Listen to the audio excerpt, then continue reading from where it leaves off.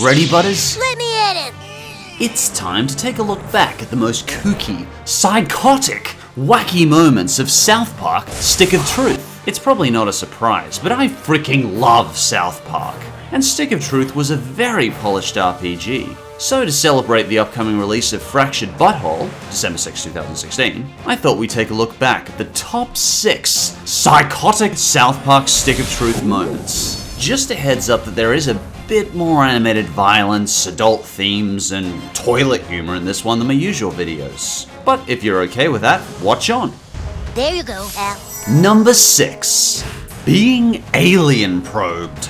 Once we've been abducted by aliens, we get the usual reception all good aliens give. Being probed up our rear ends by mooing aliens. Moo moo. Of course, our sphincter power is so intense that even aliens cannot withhold our rear end's sheer power. Only Trey and Matt could make farts cool. And of course, this is where we meet Randy. Honestly, in the past few seasons, Randy has just become one of the most likable characters in all of South Park. It was only right that he becomes our ally in battle. Then, we have to play an intense game of Simon to avoid Randy being probed. Unfortunately, then we're given this.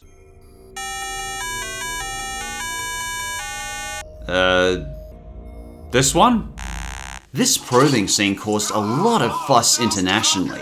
In fact, the Australian and European government were so insecure about it that they refused to let anal probing even on their R-rated versions of the game. What's the freaking point of an R rating if we're gonna censor out restricted parts anyway? Ugh. Anyway, the entire alien sequence was a downright crazy, memorable moment. There you go, Al. And for number 5, seeing Jesus pull out an AK-47. I know it's not that crazy by South Park standards, but there's just something so damn badass about seeing Jesus leap out from the sky and take out our enemies with an AK. I've just always liked the way South Park portrays Jesus. From the super best friends to his cheap tricks to turn water into wine. It's nice to just see Jesus portrayed as just your average nice guy with an AK. Lock and load. Yeah, that's it. And coming in at number 4, Terrence and Philip teach us the Nagasaki. Trey and Matt seem to have this innate ability to turn the silliest of toilet concepts into just pure awesome. In a really well done parody of The Matrix, we get the Grand Masters of gaseous miracles. Who else but Terrence and Philip? I mean, honestly, we all have these gaseous miracles constantly coming from our digestive tract. Sometimes they can turn fine-smelling rooms into off-limits nuclear waste sites. But only New Kid was able to turn them into frickin' Kamehamehas. That's it! And the third wackiest Stick of Truth moment is the wondrous world of Mr. Slave's rear end. We take the path of good old Lemmywinks as we venture inside Mr. Slave's seat of wisdom to disable a massive nuke that could wipe out the city, aka the Snook. We really see all sorts of wondrous materials and objects down here, giving us far more information than we needed to know about Mr. Slave's private time. We are at the very final part of the game at this point. And clearly Trey and Matt just wanted to make sure that they got an R rating in every country on the planet. And somehow, the FBI is also shrunk down here and guarding the bomb. How did they get shrunk down? Did Mr. Slave just have them forced up his nevermost rocker? All I could say throughout this part of the game was, ew, and how, and that's actually highly impressive. And you know the weird thing? This part wasn't censored. So, having a blunt object inserted in and out of the player's rear end is banned even for adults? But going literally inside a man's sphincter is okay? There is just no logic to this censorship. Anyway, this scene may have been weird, but it was awesome.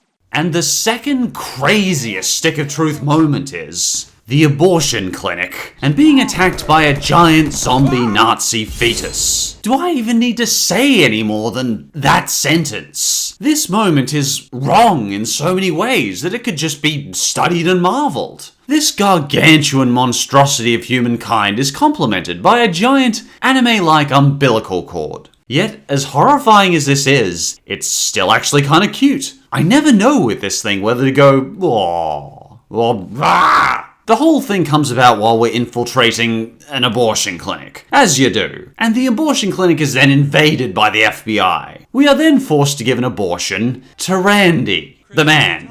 This is perhaps the most cringe-worthy scene in the entire game, and I struggle to get through it with a settled stomach. Ow, my balls! If you're a man and you failed the abortion, you'll know why this part makes you cross your legs, and no, I won't show it. Unsurprisingly, this scene was also censored by the Australian and European governments. And you know what? As much as I hate censorship, I wasn't complaining. But either way, it's still a very creative moment in the series, and very memorable.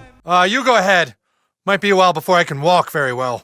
And the number one most psychotic stick of truth moment is the entire bedroom sequence.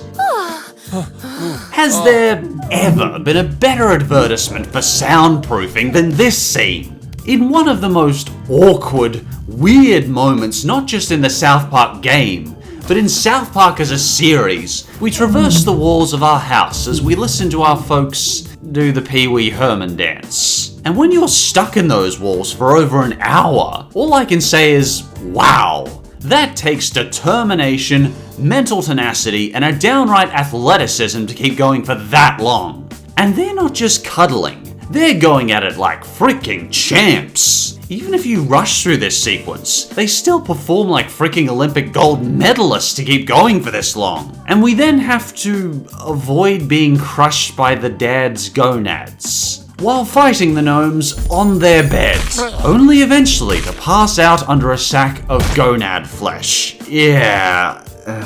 This scene was downright nuts, figuratively and literally.